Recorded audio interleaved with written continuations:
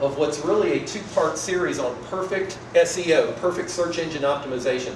I kind of put it together as having the right words in the right places will go a long ways towards you showing up well on search engines. Tonight we're specifically talking about what are those right places where you will put the words. Tomorrow night, part 2 of this series is what are the right words? How do you know what the right words are? Because that's a whole path that you need to go down. You need to make sure that you get the right words, and then you need to make sure that you put them in the right place. So, let's jump into tonight. We're going to touch a little bit on how does Google work. And you can really compile everything about how Google works into 2 different categories. Google is looking for relevancy. So if somebody searches for a plumber in Nashville, Google wants to find something about a plumber in Nashville. If they're looking for children's literature, they want to find something that's relevant to children's literature. So they're looking for relevancy, and they're looking for authority. The primary way that Google decides that your web page, website, has authority is by what other websites are saying about your website. We generally refer to them as links from other websites, sometimes called backlinks. That's the primary way that Google looks at authority. Tonight, we're going to very specifically be talking about the relevancy side. Having the right words in the right places will help Google understand what's your page about. A couple of you said you've got websites, but you're not getting any visitors to your website, or you're not getting as many visitors to your website. And so it's probably a combination of you probably don't have the right words in the right places on your website, so Google doesn't know which searches you're relevant to when somebody's searching, and you may not have enough authority.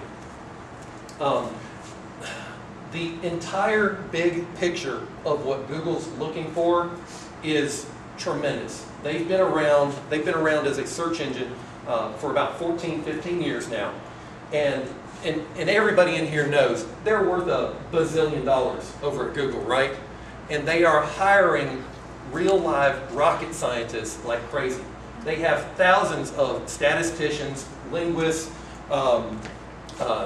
statistical engineers, people that are trying to come up with mathematical formulas to decide when somebody searches for American flag etiquette, what page should come up and which pages should not come up. They literally have thousands of people working on questions like that, trying to come up with a scalable model.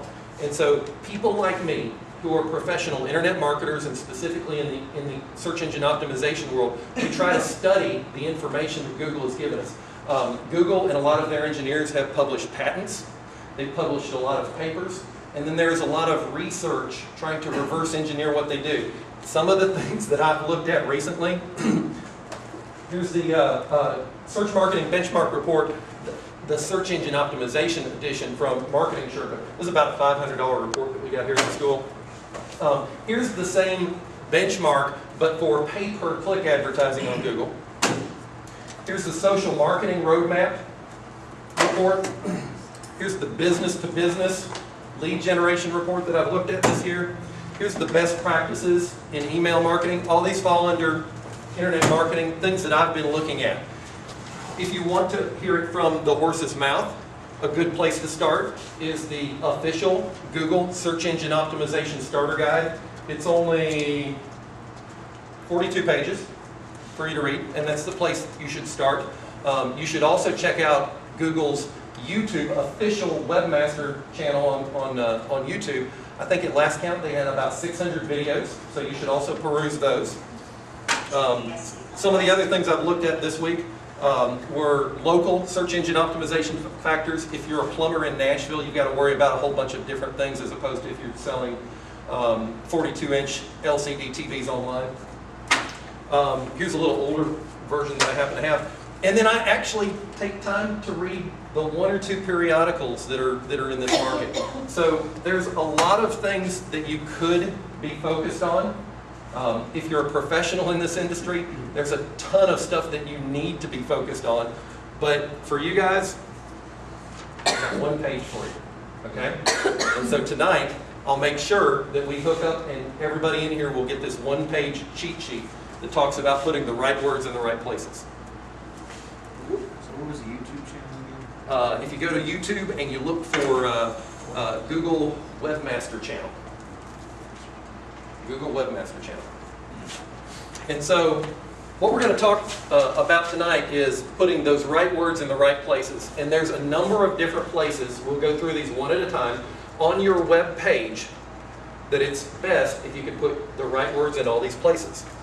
Starting from the top and working our way down is the meta description. We'll talk about that in a minute. Your page file name, we'll talk about that more. The page headline, the page title, inside your body content, in your image file name, and in your alt attribute. If you have video or other rich media on your web page, you want to have it in the file name there as well. It's good to have it in bold and italicized text. It's also to have some links to related resources. We're going to go over each of these areas one at a time, and I'll make sure that tonight, I don't have a copy of this for each one of you, but if you'll connect with me, I'll give you some contact information. I'll make sure that I send you a PDF that's suitable for printing. Fair enough? Great. Can we get access to this? To the presentation? We'll have a video online pretty soon. Even better. Hard. The first thing that we're going to talk about is the meta description tag. The meta description is actually part of the gobbledygook code. How many of you guys know HTML coding? Okay, about a third.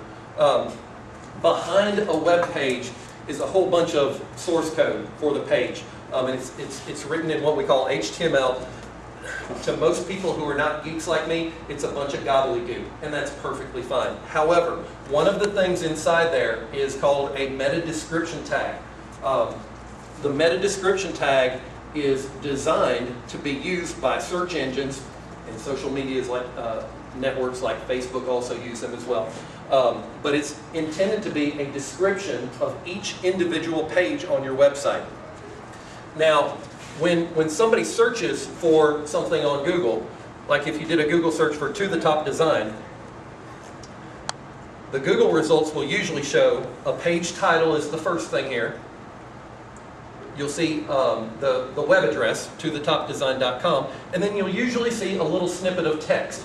A lot of times that snippet of text is the meta description tag.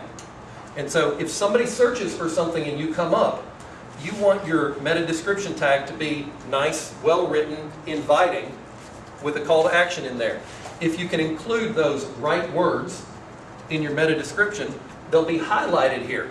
Highlighted, bolded text is one more reason why somebody's eye is going to be drawn to your listing and more likely to click on your listing, whether you're number 1, 2, 3, 4, 5, 6, 7, 8. This is actually not a ranking factor. It's the only thing I'm going to talk about tonight that Google does not actually say, okay, did you do this? Well, you get extra brownie points and we'll boost your ranking a little bit. Everything else that we're talking about tonight has a direct impact on how Google decides who ranks number 1, 2, 3, 4, 5, 6, 7, 8, 9, and 12,000.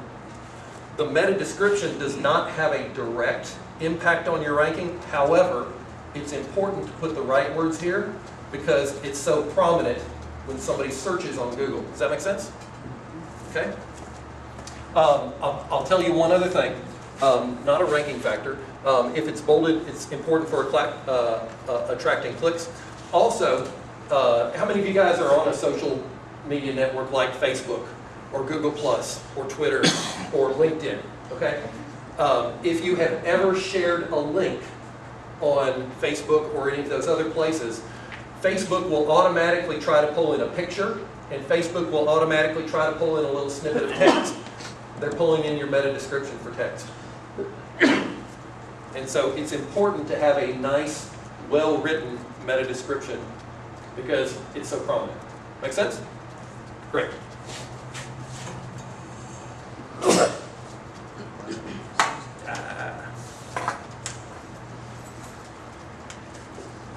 I'm going to slide over just a little bit here.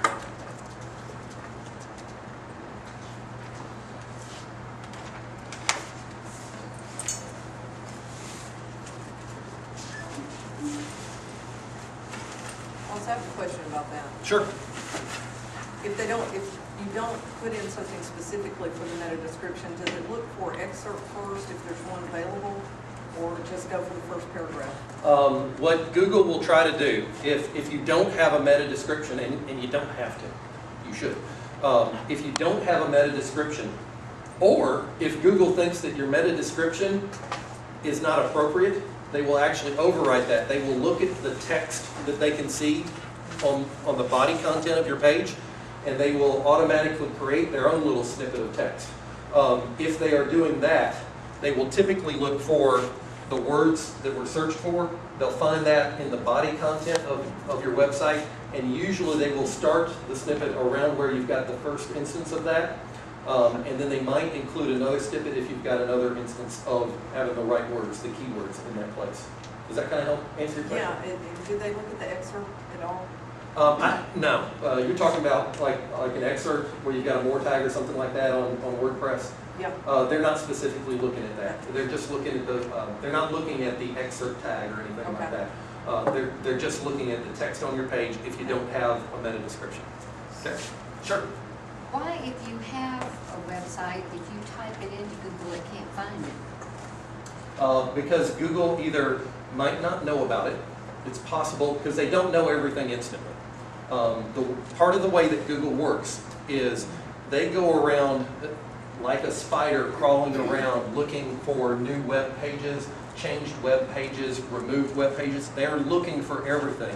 When they find something, they don't make it publicly available that instant. When they find something, they actually stick it in their database, and there is some delay between when they find something, when they stick it in their database, and when they have decided how and where to rank it and display it.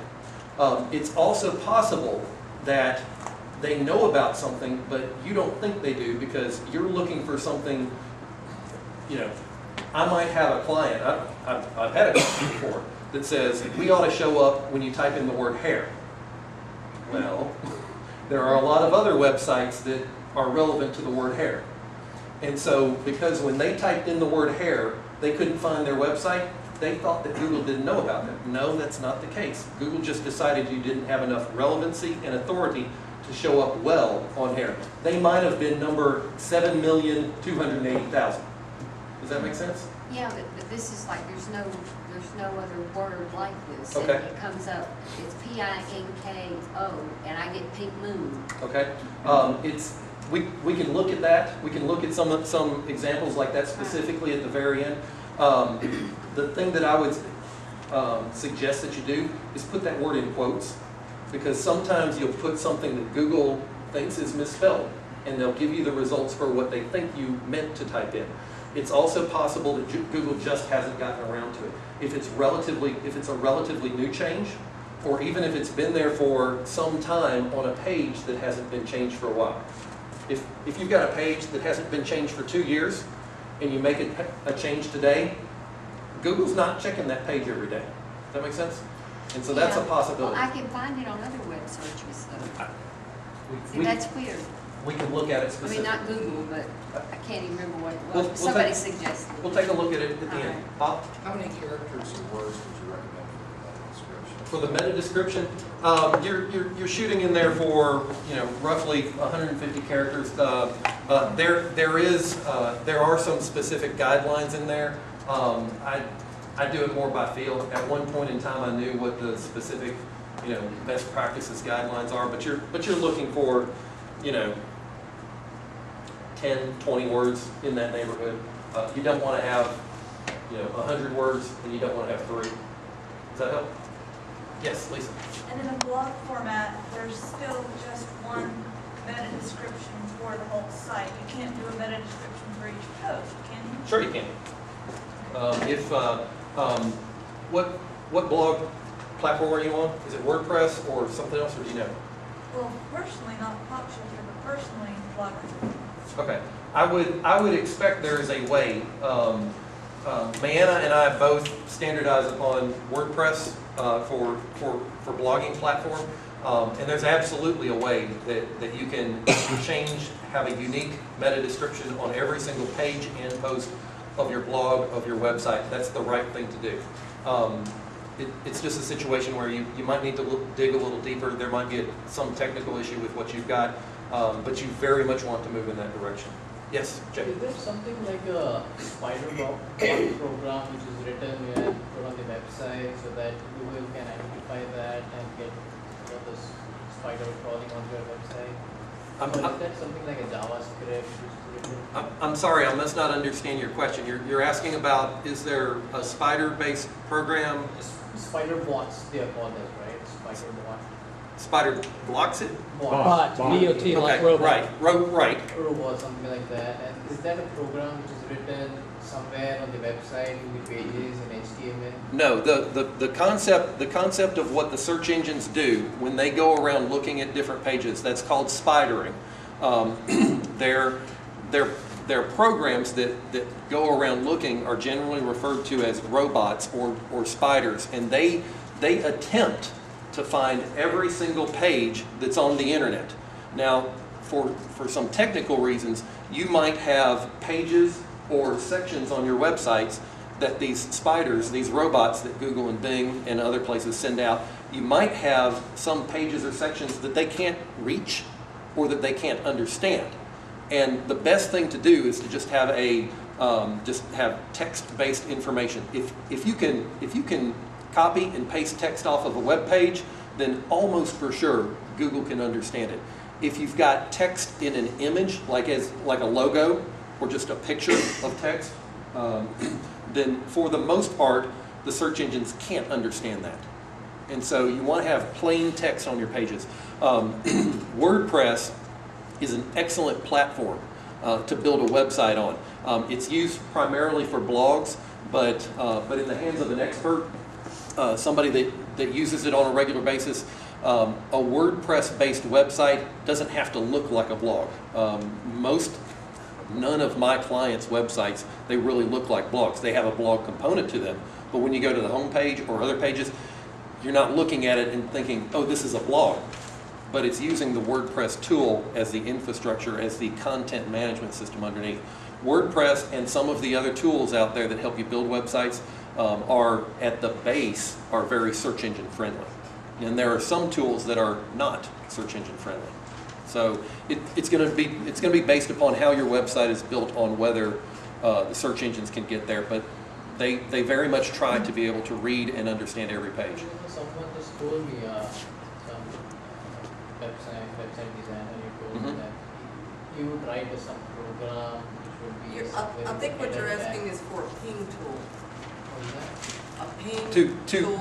Are you asking about letting other websites and letting search engines know? Yeah. Okay. A program that will let the other search engines know Okay. that there is something so that can help those engines come to the website. Right. And they say that they keep updating this website on a regular basis. For Google and Bing, there is not much benefit, additional benefit of trying to let them know. Now there are other websites out there, blog directories, that it is good to let them know that you've got new content on your website. But Google and Bing, for the most part, are pretty good at finding new content. There are certainly some more advanced things that you can do. You also asked about if you're adding additional content on a regular basis, is that good? And generally the answer is yes. And think about it this way, two extremes. If you've got a news-based website, you want the search engines essentially trained to come back on a frequent basis. So one of the ways to do that is by adding new content, changing content on a regular basis. On the other hand, if I have the lyrics to the Star-Spangled Banner on a page, how often should that page change? Not too often. And so if I have trained Google, I have new updated content on a frequent basis, they come back more frequently. If I have trained Google, I never make changes to my website, they don't come back very frequently. Does that make sense? Okay, then it becomes kind of a standard. Right. Yeah, and WordPress does come loaded with a ping tool in it. It's real standard. And you'll find tons of stuff out there if you just Google it about ping tools and whatever. And exactly like Ross is saying, they don't work anywhere near like they used to. So whatever you find out there, check the date on the post because Google has changed radically since all that stuff worked. Thanks. The second place, that you want to make sure to try to put those right words is in the page file name. Up at the top of your web browser, when you see the website that you're on, if you're on imarketingclass.com / whatever the name of the page is. Our internet marketing class at the school this quarter, we put together a website called imarketingclass.com. It's actually a pretty good resource that we've got a number of different articles that you can learn about internet marketing in general there. But the file name of the page, let's say that we have a page on the website that we want people to, we want it to show up when people search for Learn Internet Marketing. And so that page on the website, we would call it imarketingclass.com / learn-internet-marketing. When Google sees the words that are in your file name of the web address, they'll take that as a signal, hey, that's got something to do with Learn Internet Marketing. It is a ranking factor. It is not 40% of what Google decides on. Nothing is 40% of the ranking factor. Google tells us that there are hundreds and hundreds of things that they look at when they decide who ranks number 1, number 4, and number 12,000. The ones that I'm telling you tonight are some of the larger things, but none of them are you do this and you win. None of them, fortunately, are you don't do it and you lose. Okay? These are all things that work together to help you get better visibility. Just like when we were looking at the meta description, we want to have a nice meta description because it shows up when somebody searches for Google and your words are bolded. You remember talking about that? It's the same thing here. If you have the words in your file name, it's going to be bolded when somebody's looking at the list of Google results. Bolded words draw the eye's attention to that. You are more likely to get somebody to click on you. In general, you want it to be relatively short. It's the longer this file name is, number one, it dilutes the power of having the right words in the right places, but it also just starts looking silly. Okay, and so you want it to be relatively short. So if you've got a page about children's literature, the name of the page ought to be children's-literature. Make sense? And then generally we use hyphens. Hyphens for separators would be the best thing. Yes, sir. So Ross, there's a ranking on the home page, and now you're talking about rankings of subsidiary pages to the home page. Yes. Yes. Okay. And Because I have seen sometimes you go to a web page and there's actually, you search on the whatever.com and you actually end up with something that's got a subsidiary page. yes. So, And so when you've got a website, every single page that's on your website, and whether it's a page or a post, doesn't matter to Google. Google can actually, the internal term that they use for any page or post on your website, whether it's a home page or whether it's a subpage, they call it a document. They call them web documents. And Google honestly doesn't care whether they're talking about your home page or a subpage or a blog post or anything like that. They are looking for the best combination of relevancy and authority. So let me give you an example. If somebody is looking for rare children's literature, they've got that on Amazon, right? Right? I'm sure they've got rare children's literature on Amazon. So would it make sense for Google to say somebody searching for rare children's literature, should Google serve up Amazon.com homepage? Or should they serve up Amazon.com/literature/rare/children's books? Wouldn't that make more sense? And so every single document, every single page or post on your website is potentially a doorway into your website. So you want to do these things for not only your home page, you want to try to put the right words in the right places on your home page, but for every single page of your website. Now on your home page, it's not going to have a file name on the end.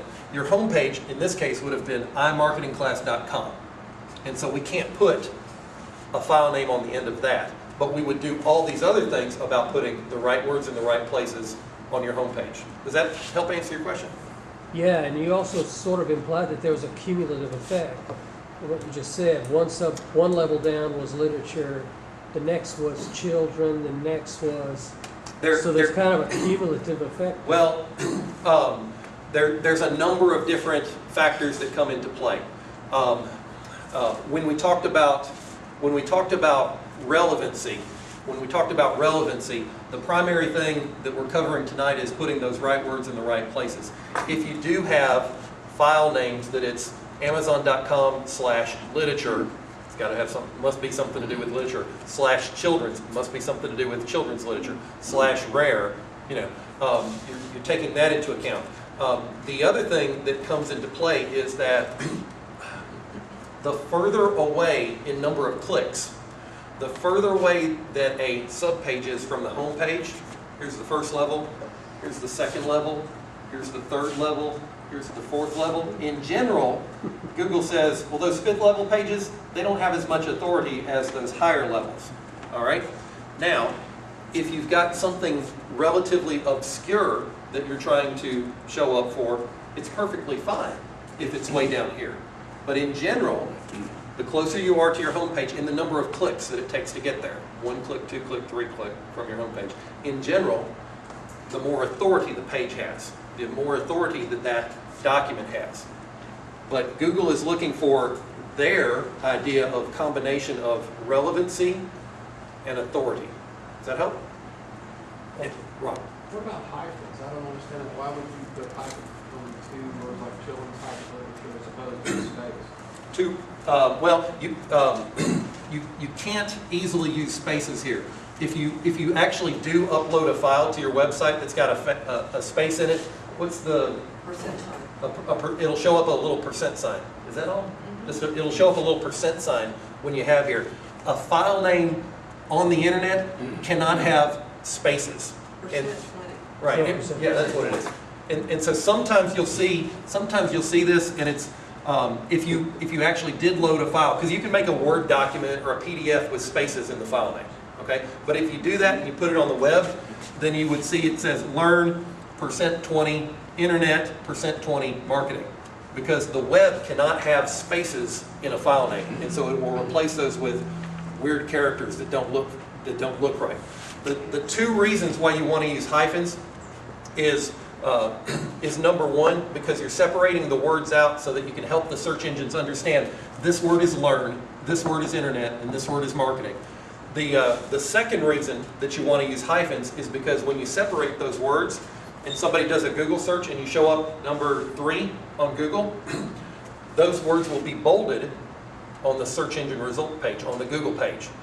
So there's two reasons why you want to use hyphens there. You could use an underscore. That's a personal preference thing. I think it looks better to have a hyphen. Does that help?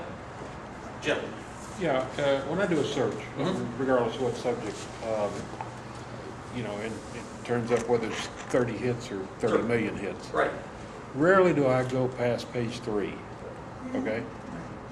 Why is it that even with only 3 pages of searching, one site or even 2 sites sometimes show up multiple times, okay? What are they doing in terms of relevancy or authority that's right, or what is Google doing wrong in terms of giving them all that placement? You hit the 2 factors. It all comes back to relevancy and authority. When you're pulling up Google, and if you're looking at, the top 10, and then you're looking at 11 through 20 and 21 through 30, Google is again, they're looking at the individual documents. And so it may very well be that website has more than one document, more than one page. And so, for example, if you do a search for Nashville SEO, you will see on the first page, you will see my home page, because Google decides that for Nashville SEO, that page, that document, that page on my website has the greatest amount of relevancy and authority put together. If you go to the second page of Google for Nashville SEO, you'll actually see one of my sub-pages where I talk about the Nashville SEO Meetup group that I run. And if you go to the 4th or 5th page, you'll start seeing, I talk about Nashville SEO a lot, because that's a big part of what I do for my own websites and for my clients. And so it's exactly what you talked about. They're doing what Google likes as far as authority and relevancy. Authority is a completely different topic that we just can't get into that much today. It's primarily getting links from other websites the right kind of links, the right number, the right volume, the right velocity of links. With relevancy, it is primarily putting the right words in the right places. List some pages up right on that first one, so that Yes, it's started. yes. And if you've got a WordPress blog, if you've got a WordPress-based website, it's honestly almost automated that you can add stuff like this. You can manually add in, hey, here's something I think people should look at, but there are also tools in WordPress that will automatically go through your old posts and pages and stuff like that, and it'll make some automatic suggestions. Jim? Is the, what you called before on a previous page, you had up a page view time interaction, does that factor into the bounce rate? I mean, if I come onto a site and I stay for 35 minutes reading stuff versus I click on and off in 30 seconds, is that? Right, and I've spent too much time talking about bounce rate. What we're talking about in general, Jim was asking about, one of my other bullet points that I had was time on website, viewing time of your page. And I've spent too much time talking about bounce rate. The big picture is user engagement, user experience with your website. Google wants your users to have a good experience with your website. And in general, how many pages they look at is one of the things that Google considers. If they only look at one page, they have less of a user experience. If they look at multiple pages, they probably got a better user experience. Another one of the things that they look at besides bounce rate is time on a page. If they spend 5 seconds on a page, they probably have not had a good experience. If they spend 2 minutes or 35 minutes on a page, they have probably had a better experience because they probably found something interesting. Those are only 2 of hundreds of things that Google's actually looking at. The concept is, does the visitor to your website have a good user experience? And Google is trying to come up with ways to decide that with a math formula. Does that make sense? Yeah. Okay. So, another one of the things that I encourage you to have on each one of your pages or posts on your blog is to have social sharing options, social media sharing options. How many of you guys are not active on either Facebook or Twitter or LinkedIn? Is there anybody that's not yet? Okay. So for the most part, except for Mom, everybody has at least dabbled in it. That's great. Okay. Google has told us, starting only about a year ago, Google has told us that your social media profile, your social media presence, is one factor that they look at when they decide whether you rank number 1, 2, 3, 17, or 1200. Is it the biggest factor? No. Is it a major factor today? No. Is it probably going to be getting to be a larger factor? Yes.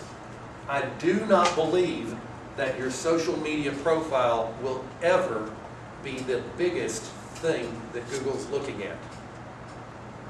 But it's something that you should be trying to focus on and capitalize on, just like these other things we're talking about. This is one more thing that I think you ought to be doing.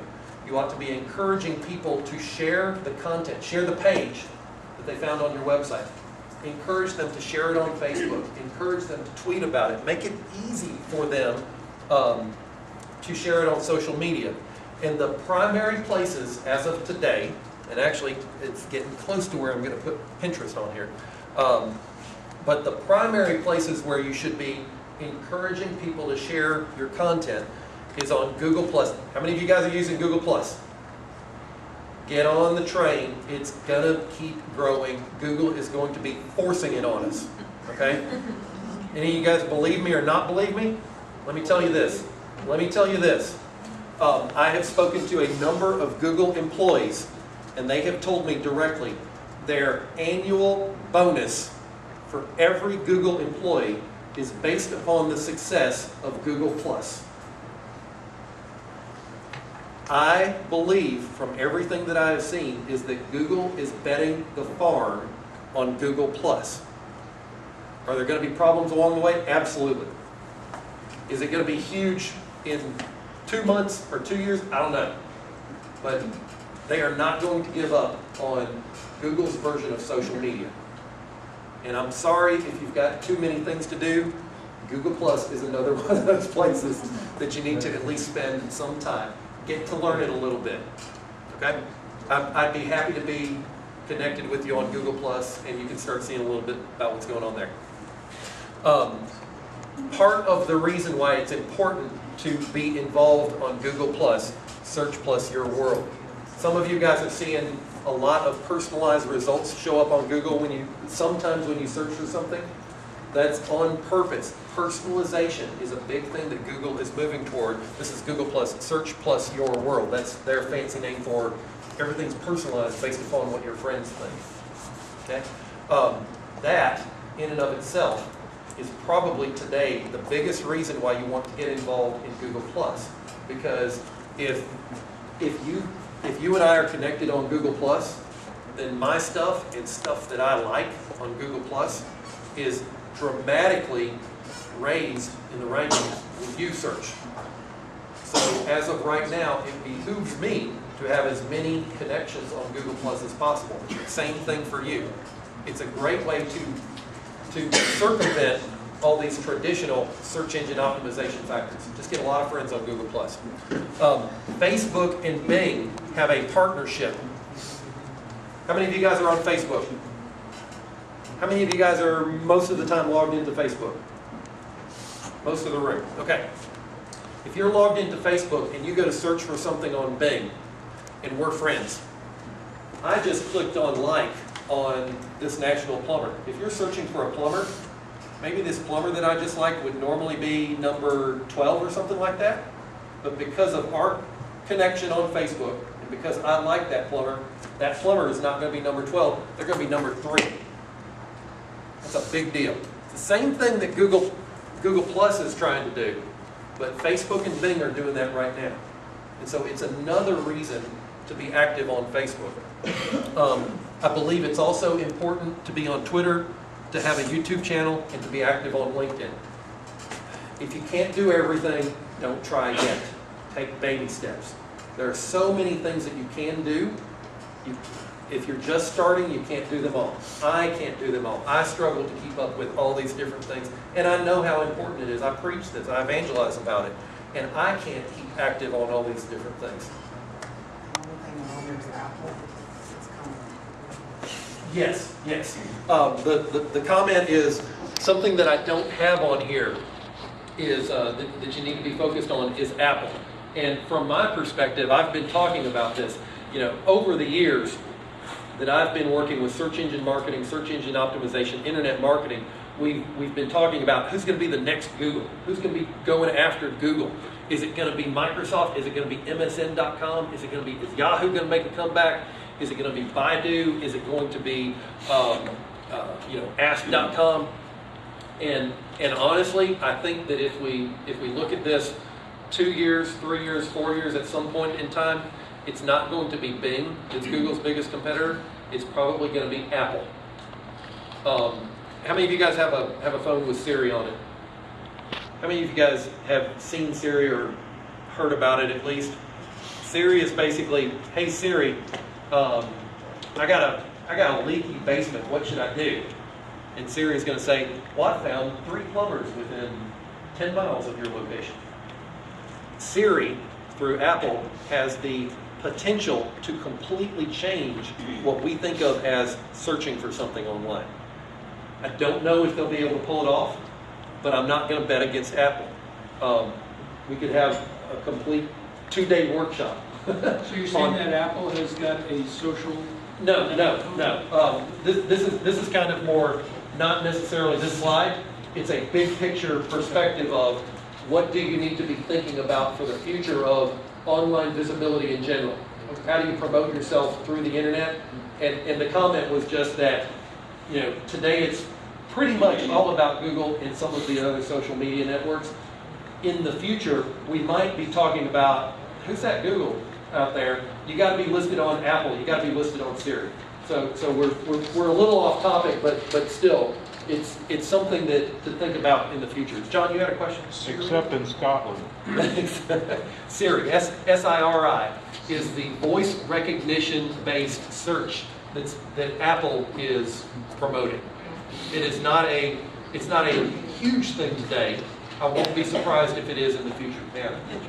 Pinterest. There's another one that I'm very close to adding another bullet point here. How many of you guys have heard of Pinterest? Pinterest. What do you know? Almost every female in the room raised their hand, and very few of the males raised their hand. Pinterest is a new social media network where you basically share pictures and images and PDFs and stuff like that. It has taken off like freaking wildfire in the last 3, 4, 5, 6 months. It is crazy popular all of a sudden. Is it going to be around in a month or 2 or 3? I don't know. As of today, I think it's absolutely something that you should be looking at, not before you look at these. It has the potential to make it onto my list, and it has the potential to make it, to be a very important point of our list. However, it's too new. If you're not doing the other things, it's not time for you to focus much of any time on Pinterest. Does that make sense? It's along the same lines of, if you don't have a website, don't go and blow 50 hours of your time on your social media. You need a website first. You've got to crawl before you walk. Okay?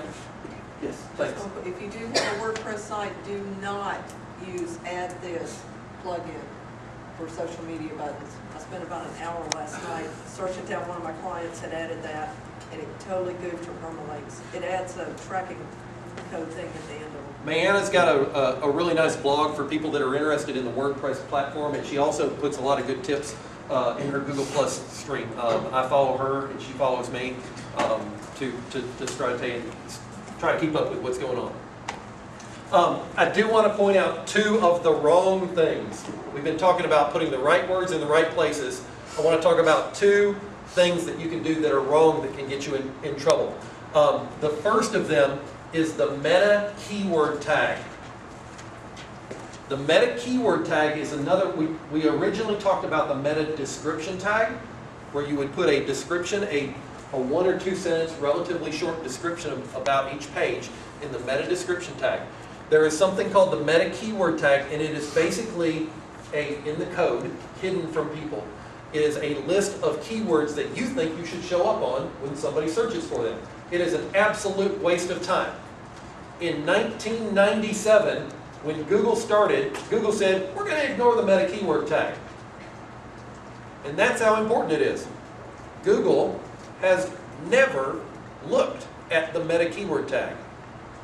It is a waste of time, and unfortunately, if you search the internet for search engine optimization tips or advice, you will find some people saying, make sure you have a good meta keyword tag and it's X number of characters long, and make sure that you have a space and a comma between each word and blah, blah, blah. Doesn't matter, it's a waste of time. Google doesn't look at it. Bing just told us they look at it in one specific situation. Bing said, the only time that we look at the meta keyword tag is when we've seen other signals that people are trying to do spammy, manipulative tactics with their website. If we think they're doing bad things with their website, then we'll send out a special spam inspection robot to their website, and that one will look at their meta keyword tags. So here's the bottom line. Waste of time to do anything with your meta keyword tags. Got it? All right. Google has also, especially for the last year, has been on a large kick for focusing on quality, high quality. You are writers. You know what is quality, and you know what is low quality. There are a lot of guys like me who are not as talented writers as you are, that we make up stuff or we try to automate the creation of content, and you've seen it. You've seen web pages that you can't hardly understand. It's like somebody in the third world country who doesn't hardly know English couldn't write this poorly, right? That is the extreme example of low quality content. Google has told us they want to reward high quality content. And so you guys have, because of your profession, your expertise, and your skills, you have a leg up on people as far as creating quality content. You know what that is. Try to focus on that. But quality content by itself, Just because you write quality content does not necessarily mean that they'll find it, right? If you have the high quality content and you put the right words in the right places, and you do some of the other things that you need to do, you're well on your way toward having better visibility with the search engines. I wanted to point out one other thing, probably not an issue for people in this room. Google recently announced that they actually look at what you have above the fold of your web page. Who knows what I mean when I say above the fold of a web page? Who knows what I mean when I say above the fold of a newspaper? Okay? Everybody knows. You got a newspaper? All right? So I'm reading the front page of the newspaper. There's a great big headline here. There's some stories and picture here. And then I have to unfold it below the fold to read the bottom of the page of the newspaper. The most important stuff's above the fold, right? With a web page, if you've got a long web page, the browser, your window shows you that part of the web page, right? And then you would have to scroll down to see below the fold. Does that make sense now? Okay. Google has just told us that if your web page has too many ads above the fold and not enough content above the fold, then they're going to say, you're not so good quality. We're going to apply a dampening factor, which is a nice way of saying penalize you. And so you want to make sure it's perfectly fine and legitimate to have advertising on your website. Just try to make sure that when somebody goes to your website, they can easily find the content. They're not just bombarded with a bunch of ads. Does that make sense? And focus on the quality of your content. I'm almost done here. I want to tell you one thing. There are a lot of best practices in search engine optimization. I've been doing this a long time. I've got a lot of experience in a number of different facets of internet marketing, and specifically with search engine optimization. However, I want to tell you that it's not, unfortunately, it's not as simple as hitting a checklist. What we've talked about tonight with putting the right words in the right places, I'm shooting for the 80-20 rule with you. If you guys can identify the right words and you can put the right words in these right places that we've talked about, you are going to be well on your way to better visibility of your web pages. I'll let you know that as you take the next step, the advanced step to get beyond that 80-20 rule, there are a lot of different factors that come into play in Google. That's the reason why I tried to give you the visual of all these things that I try to keep up with to try to understand as much as possible. There are actually times when I don't follow all these things because there might be, you want to have something as short as possible, but you want to have it descriptive as possible. You can't do both in every situation. Sometimes best practices say 60 characters. Well, sometimes there's a reason why it's got to be 80. Okay? And so the rules that I've given you tonight for the right words in the right places, they are excellent, excellent basic steps for getting you on the path to online visibility. I want you to understand that there are exceptions to the rules. Nothing is 100% set in stone. But if you follow these things that we've talked about tonight, you, for the most part, aren't going to have to worry about all these other things that are flowing through my head on a regular basis. So with that, we're going to wrap this up. We are going to be around to take questions. I'll be here as long as you want tonight, but I wanted to thank you for, and I've also got the handout, the graphic that I've got for you. I didn't bring enough of these printouts, but I do have, if you will swing by, I've got a little contact sheet that you can take home with exactly how to contact me, and I will email a copy of the right words in the right places to you. I'm also going to quickly plug tomorrow night. The normal meetup group that I run is called the Nashville SEO and Internet Marketing Meetup Group. Tomorrow night, the focus,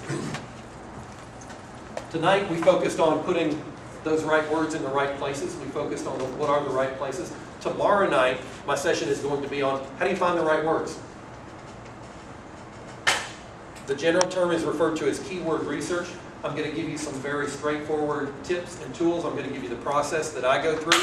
We're going to run through a couple of examples, and I'm also going to give you some of the tools that I use, some of the tools that are free that you can use to identify what are those right words so that you can put those right words in the right places.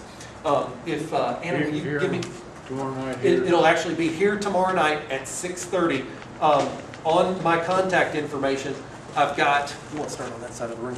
On this page, I've got the date and time. We're going to be doing that meeting in this same room tomorrow night. I know it's tough to give up 2 nights in a row, but if you can make it, I'd love for you to be here. Thanks, everybody. I'll be around, and we'll get into question and answers for anybody that wants to stick around. Thanks. Okay.